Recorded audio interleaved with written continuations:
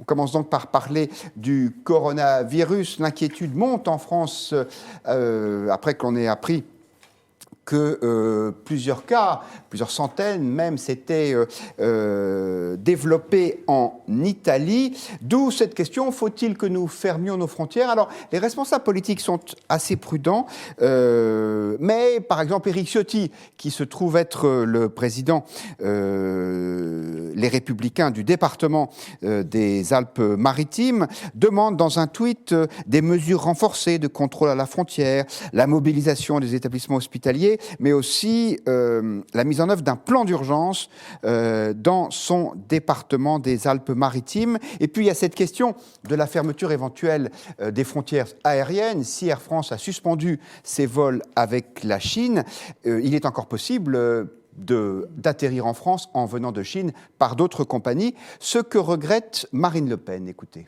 Si vous voulez, moi j'aimerais bien qu'on m'explique quelle est la cohérence qui consiste à faire revenir des Français de Chine pour les mettre en confinement, en quarantaine, et dans le même temps, laisser tous les jours des avions en provenance de Chine atterrir sans aucun contrôle sur le territoire national.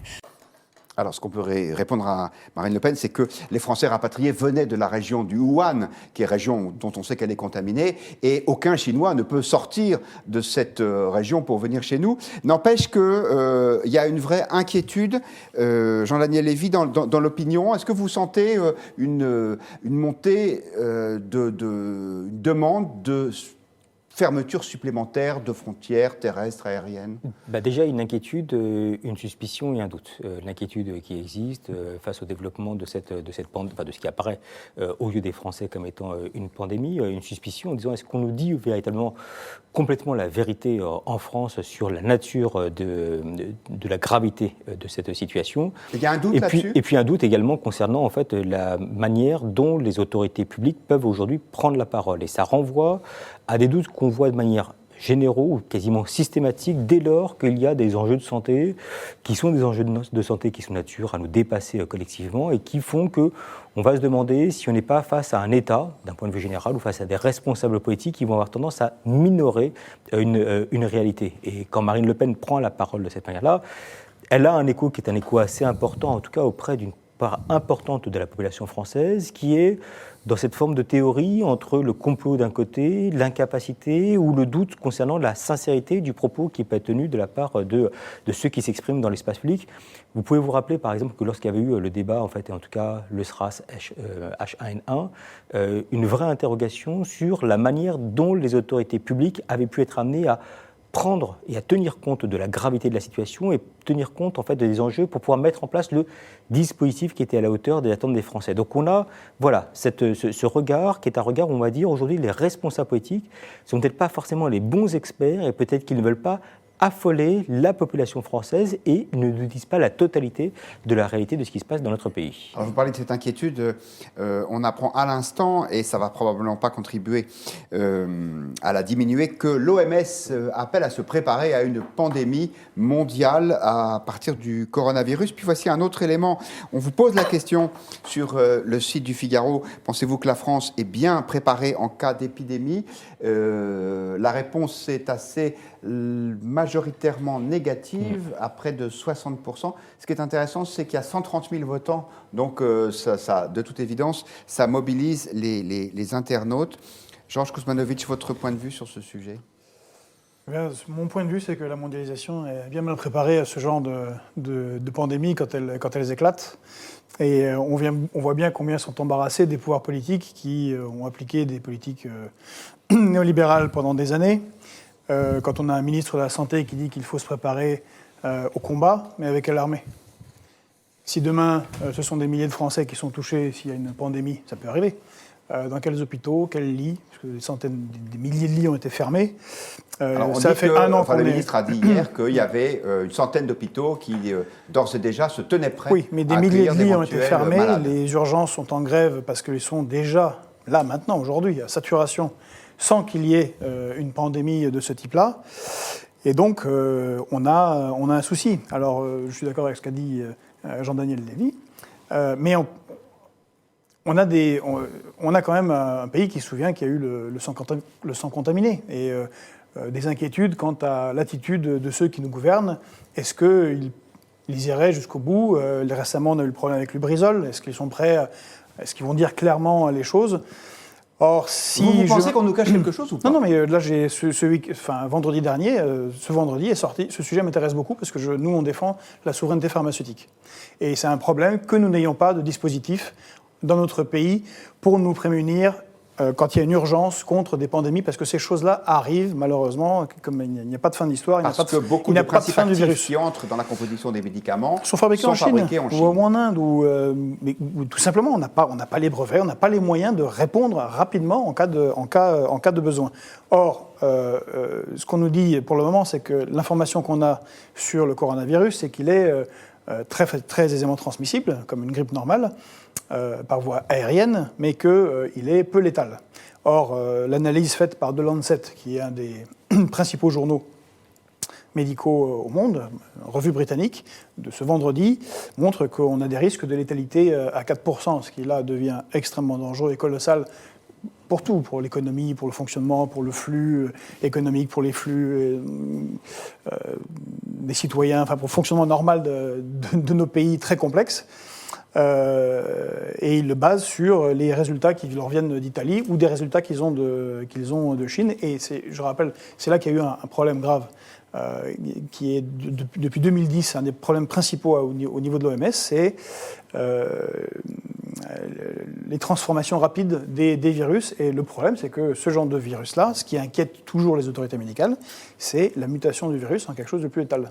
Voilà, je précise que le taux de létalité, c'est le nombre de personnes touchées par la maladie qui en meurent. Jusqu'à présent, ce taux était estimé plutôt à 2%, c'est-à-dire un taux un peu supérieur à celui de la grippe. Et effectivement, ça a été revu à la hausse, comme vous le disiez, vendredi dernier.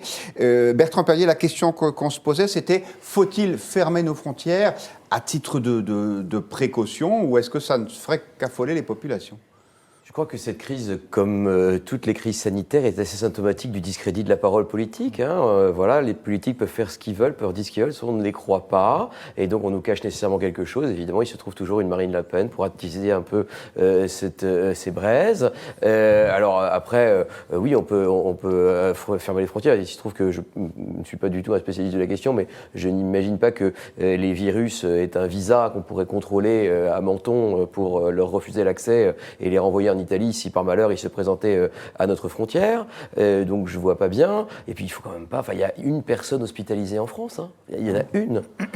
Donc, moi je veux bien qu'on exagère et qu'on en fasse une montagne. Il y a une personne. Alors après, ce qui est assez intéressant en termes de communication, c'est que je pense que le gouvernement a voulu en faire une communication exemplaire de crise et communique énormément.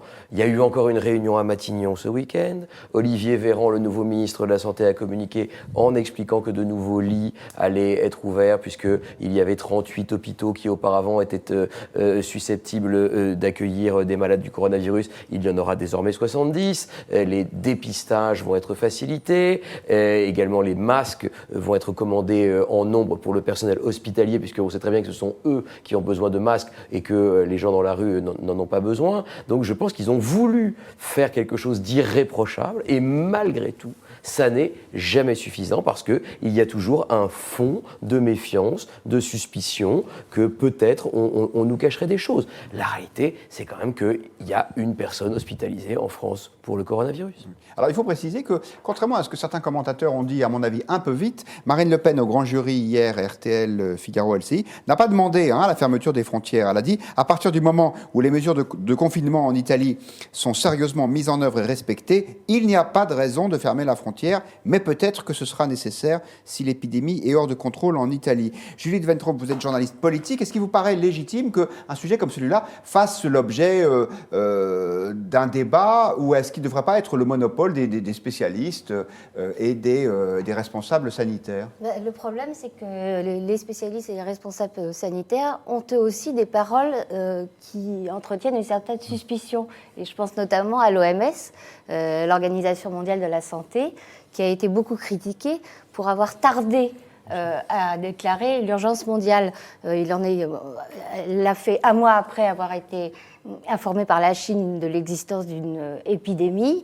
Elle avait refusé de le faire et ses responsables tiennent des discours très teintés de politique, où on retrouve un peu ce que vous avez dit. D'ailleurs, c'est pas bien de fermer les frontières, c'est pas bien d'interdire les déplacements. Donc on ne voit pas pourquoi ils auraient le monopole de la parole publique sur cette question-là. D'autant qu'il y a des pays qui agissent, par exemple, plus que nous. Les États-Unis, vous savez que les non-ressortissants américains qui reviennent de Chine ne peuvent plus rentrer aux États-Unis et que les ressortissants américains sont soumis à des périodes de quarantaine quand ils viennent au moins des régions les plus directement concernées. La Russie a totalement fermé sa frontière terrestre avec la Chine. Donc il y a vraiment des pays qui prennent des mesures radicales sans qu'on ne hurle au fascisme, ni au souverainisme, ni à la démagogie. Je vous confirme. L'Afghanistan a fermé sa frontière avec l'Iran. Oui. L'Iran, où il y a eu plusieurs cas. Je vous rappelle ce que je vous disais à l'instant. Le directeur général de l'OMS a donc appelé, il y a quelques minutes, le monde à se préparer à une éventuelle pandémie du nouveau coronavirus. Il juge très préoccupante l'augmentation soudaine de nouveaux cas en Italie, en Corée du Sud et en Iran. Je vous livre les commentaires et les points de vue de nos internautes. Celui de Sanzé qui nous dit, quel que soit le niveau de préparation, le maillon faible reste l'hôpital. On a tendance à l'oublier, mais ça fait 1 an que les urgences sont en grève.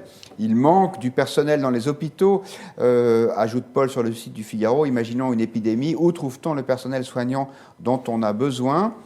Nicole aimerait bien savoir comment l'Italie en est arrivée à ce nombre d'infectés et de morts. Je crois qu'on ne peut pas répondre à cette question, Nicole, parce que d'ailleurs l'Italie cherche activement quel est le patient zéro. Parce qu'ils ont trouvé visiblement le patient 1, mais ils n'arrivent. Donc lui, ils ont isolé les gens avec lesquels il est en contact régulier, mais celui duquel il a récupéré cette maladie, lui, n'est visiblement pas encore identifié et donc pas encore circonscrit et isolé. J'ajoute que les autorités européennes, l'Union européenne elle-même, a évoqué cette question de la fermeture des frontières en disant que pour l'instant, il n'était pas envisagé d'y procéder, mais que ce n'était pas exclu. Donc ce n'est pas du tout réservé à Marine Le Pen. Non, puis il faut se rendre bien compte que pour l'OMS, ils font quand même leur travail. Une pandémie dangereuse de grippe est quelque chose qu'ils attendent. Statistiquement, on devrait être dedans dans la décennie où on est actuellement.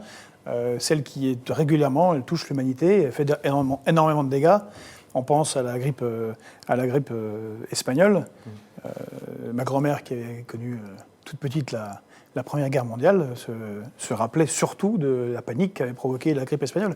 Donc on rappellera qu'elle avait fait plus de victimes. C'est 1918, c'est ça la grippe espagnole ? 100 millions de morts. Voilà. Dans un monde agricole, sans avion, sans transport, ce qu'on a actuellement. Mais sans non plus les mêmes capacités de santé qu'on a aujourd'hui pour soigner. D'ailleurs, on a une autre question, celle de Claire Obscur sur Figaro Live, qui se demande combien de personnes tuent par an la grippe ordinaire. Alors, en France, c'est environ 10 000, mais ça dépend des années. Donc, évidemment, c'est beaucoup plus que le coronavirus, sauf que celui-ci n'est en activité, si je puis dire, que depuis plus d'1 mois. Je crois qu'il y a même des mesures de confinement des élèves. J'ai vu ça dans des lycées du 13e arrondissement. Les gens qui reviennent de Chine, parce que c'est la fin des vacances scolaires, dans un quartier avec beaucoup de personnes d'origine chinoise, le lycée Claude Monet, dans le 13e, a dit aux gens qui revenaient de Chine de rester chez eux. Le commissariat du 13e arrondissement aussi. Absolument. Oui. Commentaire d'Arkouzgui, ça vous fait beaucoup réagir ce sujet sur Figaro Live. Quelle est la durée de vie du virus avant mutation ? Alors là, je dois dire que quand on ne sait pas, on ne le dit pas. Judith, vous avez une Non, on ne sait pas. On croyait au début qu'avec une période de quarantaine de 14 jours, on était dans les mesures de prudence qui s'imposaient. Et puis là, il semblerait que ce soit plus long. Et on ne sait pas en plus dans quelle mesure un patient asymptomatique, c'est-à-dire qui ne présente pas les symptômes de la maladie, est contagieux ou pas. Burn sur Figaro Live demande une fermeture des frontières immédiate. Pourquoi attendre la pandémie, dit-il. Babineau n'est pas de cet avis.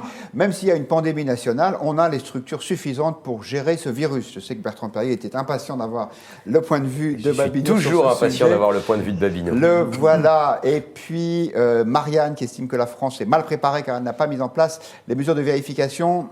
des statistiques sur ce SRAS. Oui, alors vous savez que beaucoup considèrent au contraire que le système de santé français a beaucoup appris des précédents phénomènes de type grippe aviaire, H1N1.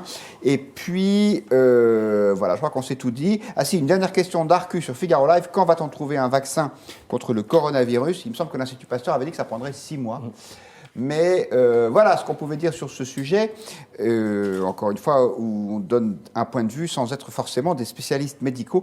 Vous vous souvenez que, par exemple, sur ce plateau, il y a une grosse semaine, le docteur Pelou, urgentiste, faisait état d'une d'un doute sur la gravité de la pandémie. Finalement, peut-être que tout le monde, même les gens qui connaissent ce sujet, sont un peu pris de vitesse par ce qui se passe. Mais en espérant, on peut dire une chose quand même, en espérant qu'il n'y ait rien de grave au final, que ce ne soit pas si catastrophique, on peut se dire que ça serait bien d'avoir un financement correct des hôpitaux, d'écouter le personnel hospitalier, de refinancer ce secteur et d'avoir une capacité d'État en propre de riposte sur les questions pharmaceutiques. Et on rappelle que pour l'instant... C'est un autre débat. Non, vous avez plein de gens, y compris des médecins, qui disent que le problème principal des hôpitaux, ce n'est pas un problème financier. Un problème d'organisation. C'est effectivement un autre débat qu'on a déjà eu et qu'on aura sûrement à nouveau. Et puis je rappelle cette information, c'est quand même l'essentiel. Pour l'instant, il y a une personne touchée en France par le coronavirus, alors que la grippe tue environ 10 000 citoyens français chaque année. On change totalement de sujet pour parler du procès Fillon. On attendait le début des audiences aujourd'hui. Finalement,